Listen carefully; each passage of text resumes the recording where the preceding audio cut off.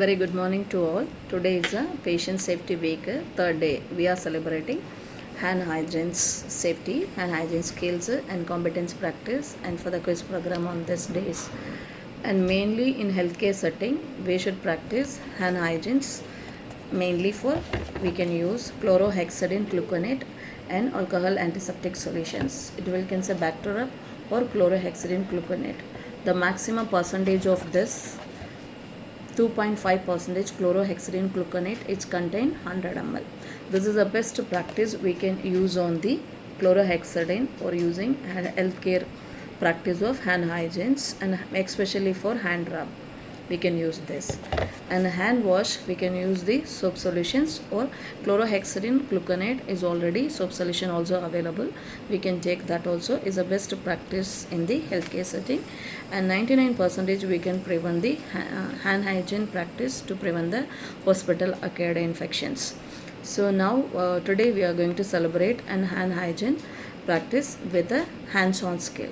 So mainly there are 7 steps of hand hygiene, that is hand wash and hand rub and hand hygiene, surgical hand wash. There are 4 types of there. Then ordinary we can wash the hand wash in the home setup. अगर हम hospital पे एक भी patients की सेवा में 5 तरीका होती है. एक पेशेंट की छूने के पहले, पेशेंट का छूने के बाद, पेशेंट्स की कोई भी प्रोसीजर, राइल्स ट्यूब लगना, कैथेटर केयर लगना, उसकी पहले आप हैंड वॉश करना है. फिर आप बाद में भी हैंड वॉश करना है. पेशेंट को यूरिन मशीन करने के लिए जाना है तो उसे पे हैंड वॉश करना है. देन कोई भी इंजेक्शन देने के लिए जाते हैं, हैंड वॉश करके जाएगा, करने के बाद में भी करना है. अगर सराउंडिंग पेशेंट बेड का, पेशेंट ट्रॉली का, पेशेंट सराउंडिंग एरिया अगर आप टच कर रहे हैं, बेडशीट एडजस्ट कर रहे हैं और इस तरह की करेंगे, आपको तुरंत हैंड वॉश करना है. So there are 5 movements of hand hygiene. There are 7 steps of hand hygiene is there. So अगर हम हैंड हाइजीन का मतलब है कोई भी ऑर्नामेंट हाथ में नहीं होना है. अगर हम हैंड वॉश करने का पहले तो वो ऑर्नामेंट पेशेंट की आपकी केमिकल के वजह से दूसरा लोगों का इन्फेक्शन होने का चांस होगा, इसलिए वो नहीं करना है. देन आपकी नेल एकदम शॉर्ट रहेगा, एकदम लॉन्ग नहीं रहेगा. कोई भी केमिकल नेल पॉलिश ऐसा नहीं लगेगा उसे पे. Then we should take, there is a hand hygiene. We can take 3 ml. We have to take for the 3 ml of solution like this. Then apply all over the body. Hand, we have to apply all over the hand. ऐसे पूरे apply करना है. First step we have to do hand to hand, palm to palm. We have to do for the 1 2 3 4 5. Second step we can go right hand over 1 2 3 1 2 3. Third we can go interlacing. You have to do both hand 1 2 3 4 5. Fifth step we can do interlocking 1 2 3 and 1 2 3. Next step we can do finger rotation 1 2 3 and 1 2 3. Next step we can do finger.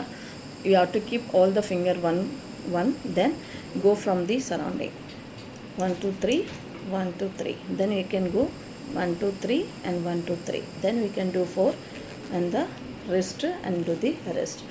Till the steps we do, then इसी हाथ को हम कहाँ भी करने के बाद इधर टच करना, उधर सीधे जाना है, प्रोसीजर करके आना है. अब इस 7 स्टेप करने के पहले आपके हाथ एकदम बिल्कुल ड्राई हो जाएंगे. तो ड्राई होने के बाद आप प्रोसीजर कैरी आउट करेंगे.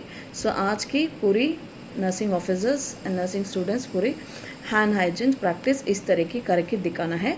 पेशेंट को मैं भी समझा देंगी. टॉयलेट जाके पेशेंट आएंगी, हैंड वॉश करके आएगा, पैर वॉश करके आएगा, वो समझा देंगे. अगर कोई भी चीज़ को, बेडशीट को कोई छू रहा है पेशेंट को बोलना है आप हाथ वॉश कर दीजिए. खाना खाने के पहले हाथ वॉश करके खाना खा लीजिए. इस तरह की हम पेशेंट को एडवाइस करना है. कोई भी गंदी कपड़ा पकड़ा, कोई भी गंदी उटेंसिल पकड़ा और कोई चीज़ यूज़ करें, दवा लेने के पहले हाथ अच्छे से वॉश करके फिर दवा ले लें.